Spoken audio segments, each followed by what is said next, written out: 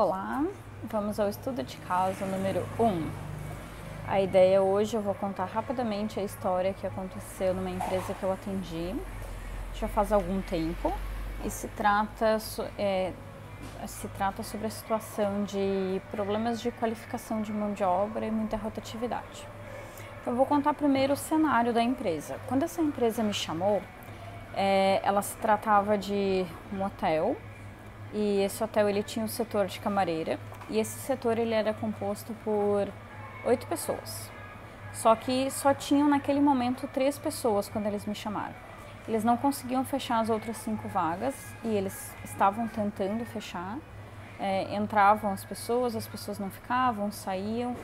Em vários momentos eles nem conseguiam mais fazer a seleção, eles acabavam colocando as pessoas, mesmo sem a qualificação necessária, para poder suprir uma demanda grande, porque a equipe que estava ali, aquelas 3 pessoas, estavam sobrecarregadas, correndo risco de também sair. Então, quando eu cheguei lá, esse era o cenário, né? Então, era bem caótico, todo mundo bem cansado. Quando eu cheguei lá, eu vou falar agora um pouquinho sobre as estratégias utilizadas. Então, no primeiro momento, a gente fez um diagnóstico. Foi a primeira coisa que eu realizei. Porque eu precisava entender o que de fato estava fazendo as pessoas não ficarem ou as pessoas saírem daquele setor. Porque era um setor específico, isso não estava acontecendo no resto da empresa. Com o diagnóstico, eu pude constatar que as pessoas, elas estão buscando empregos com menos força, empregos com horário comercial, de segunda a sexta, ou no máximo sábado de manhã. E o setor de camareira, ele trabalha sábado, trabalha domingo, ele é um serviço mais pesado, de limpeza. Então, as pessoas que podiam escolher outros setores, elas estavam escolhendo, o que fazia ter uma escassez maior de mão de obra no mercado. Outra questão também que a gente percebeu é que o salário pago pela empresa, ele era o piso, e o piso não estava sendo suficiente para aquelas pessoas. Na sequência que a gente fez essa descoberta, eu comecei a ligar para outros hotéis na cidade, a gente entrou em contato com outras empresas que tinham pessoas mais ou menos nesse serviço, por exemplo, pessoas que trabalhavam na limpeza de hospital, trabalhavam em restaurantes, para a gente ter uma base quanto que essas pessoas ganhavam. E todas essas pessoas, elas ganhavam o piso e mais alguns outros benefícios. E aí se percebeu a necessidade de implantar esse benefício. Eu vou falar agora uma questão que estava pegando os empresários naquela época.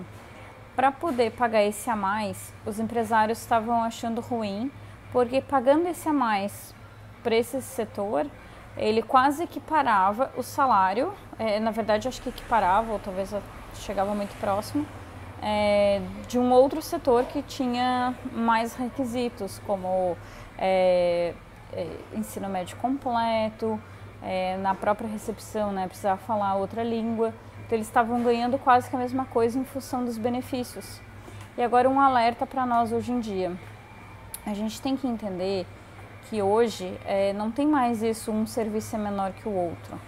Todo mundo que executa o seu serviço, ele é fundamental na empresa. Mesmo que pareça ser mais simples, ainda assim ele é fundamental. Porque se a gente vê um hotel, digamos em termos de hierarquia, normalmente a higienização fica quase como o último.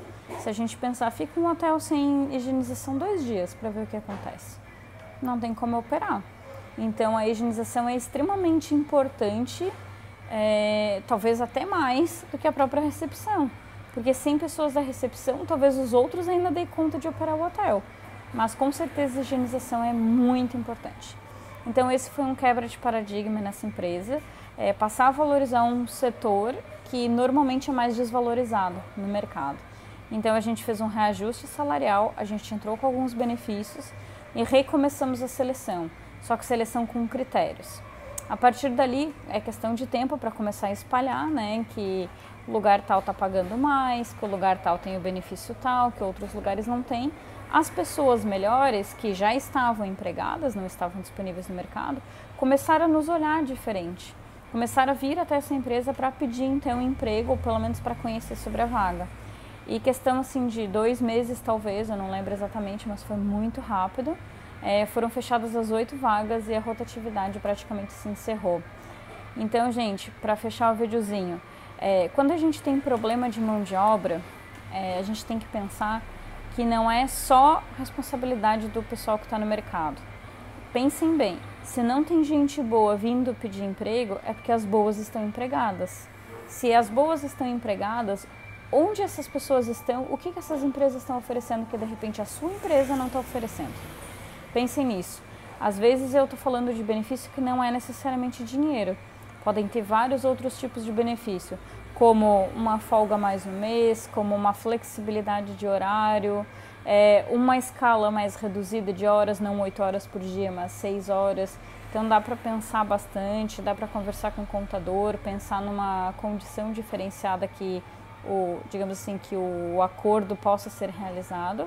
E experimentem, usem a criatividade sem que onere os custos na empresa e consiga os melhores funcionários para suas empresas. Tá bom? Muito obrigada e até mais.